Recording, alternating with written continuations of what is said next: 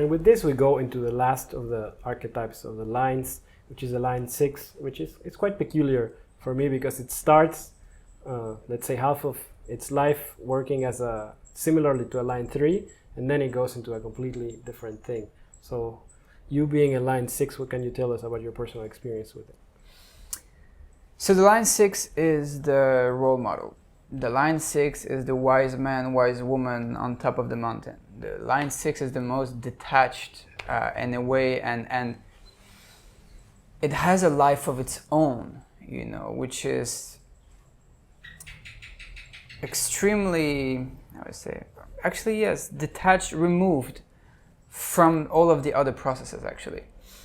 And because of that, the 6th line actually includes, yes, the 6th line transcends and includes and integrates all of the other lines. It's the completion process, yes. So if the 1st line is the first creation process, the 6th line is actually completing this process of all the lines and of this hexagram.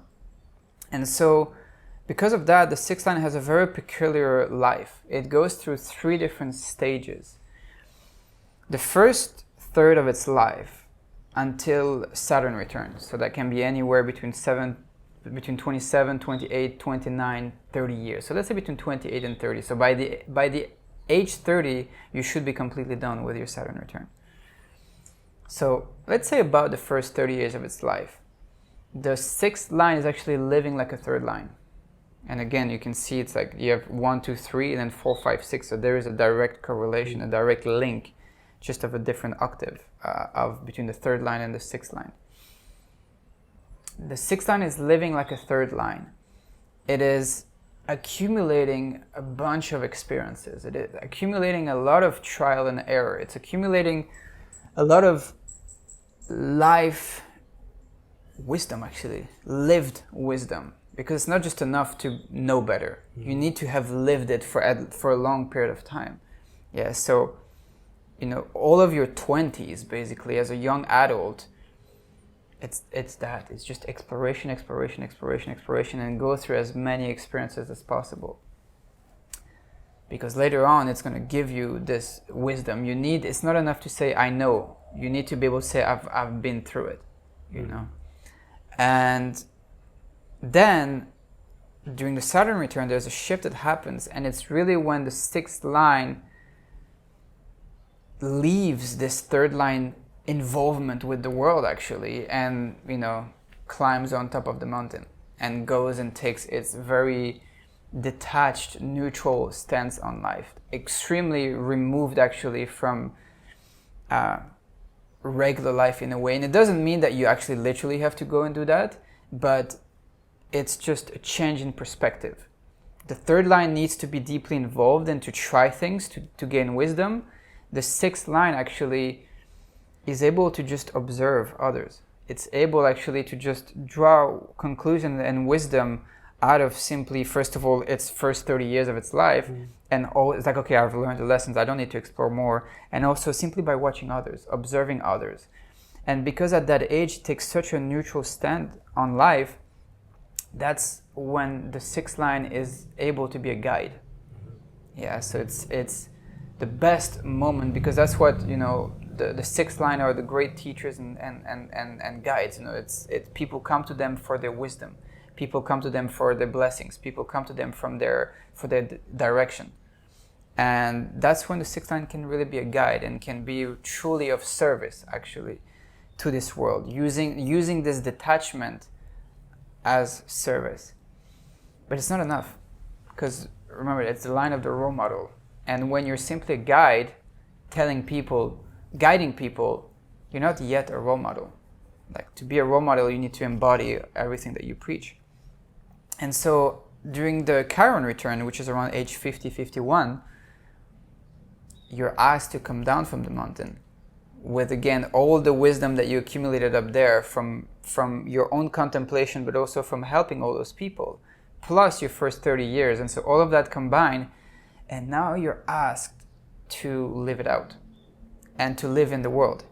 You're asked to be a living embodiment of the wisdom of all of those lines, actually. that's why it's called a role model. Like you're meant to be, exactly that, a living, walking example of the highest wisdom and principles. So now it's not enough to give advice. It's not enough to know what's best. It's actually, you have to be that.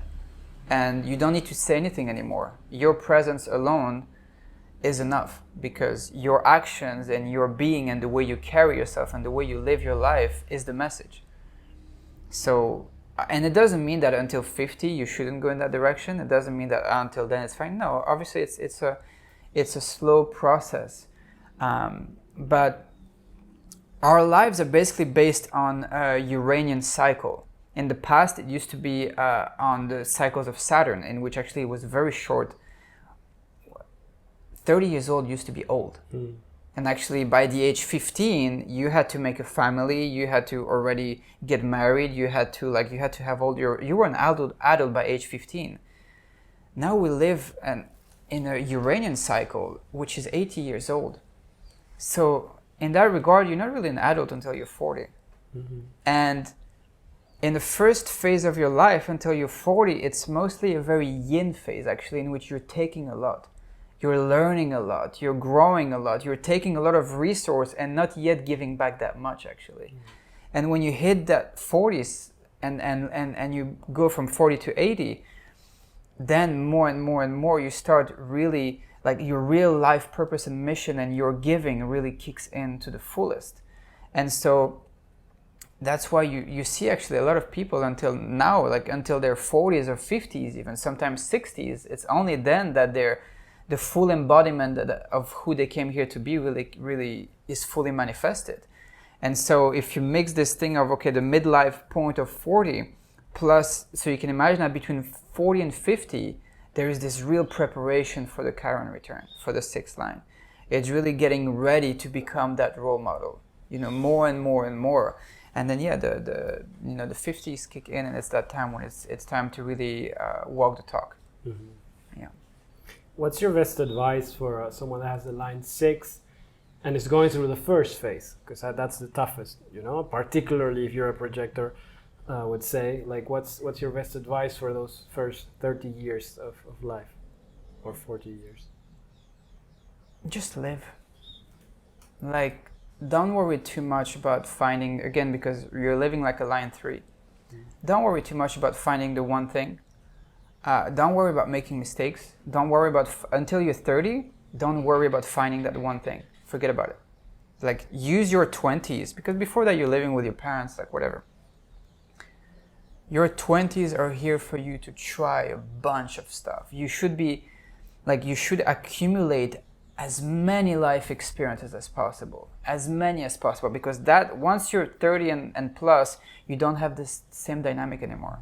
So you really need to use your 20s, like whatever you have inside of you that you need to explore, that you need to experience, go and do it. Whether we're traveling, different jobs, different relationships, whatever it is, go and explore, and gain as much life experience as possible. And don't worry, because another cycle is coming anyways.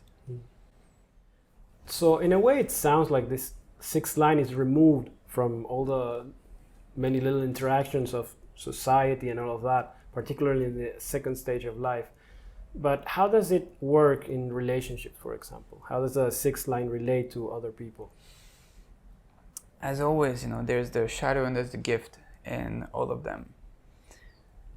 The sixth line can have a tendency in relationships, especially if it's a sixth line unconscious, to have a bit of like a superiority complex, because usually it does know better, but it can be used as a way to make it more practical. The sixth line unconscious in relationships will have a tendency to filter its emotional life through its mind and through its higher vision, through its higher perspective. Like spiritual bypassing of sorts. Yeah, like the sixth line will do a lot of bypassing, that's for sure. And the bypassing can be done in two ways. It can be done in a way to disempower someone else. So I will use my intellect and my higher vision to show you how wrong you are. Or I will use in a more like codependent, so that the first one would be more like a narcissistic kind of tendency of superiority, or in a more codependent inferior tendency and passive tendency of using my higher perspective to justify my own pain, to justify my own suffering, or to justify abuse which is being done to me. Yeah, so it's like, oh, but it's okay because, you know, I can see the higher. That's the thing, the sixth line, we can always see the higher picture, the bigger picture. You know, that's one thing we all have in common. The sixth line is always looking at life from above.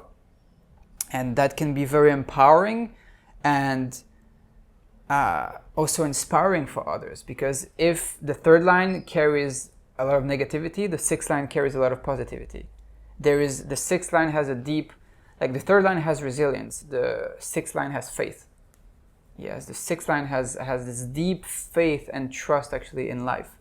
And knowing that, because it always sees the bigger picture, knowing that it's gonna be okay, it's gonna be fine, you know, and this deep level of faith in life is very contagious and can really inspire others. So yeah, you can see that it's on one hand it can be very empowering for others, and on the other hand it can be exactly the opposite. It can be extremely disempowering. And so the sixth line needs to include itself. That's the thing in social situations, because every time we try to remove ourselves emotionally, for example, and just switch off, and we look like we're not even part of the conversation. We look like we're just there teaching. You know, that's the shadow really of the sixth line, is always having a teaching thing, you know, towards others. And when nobody just wants a teacher, like, hey, like we want to feel the real you. Like we need to include ourselves as six lines emotionally, you know, and to stay in the body. And when we do that, when we include ourselves, then people really are ready to listen and to be inspired.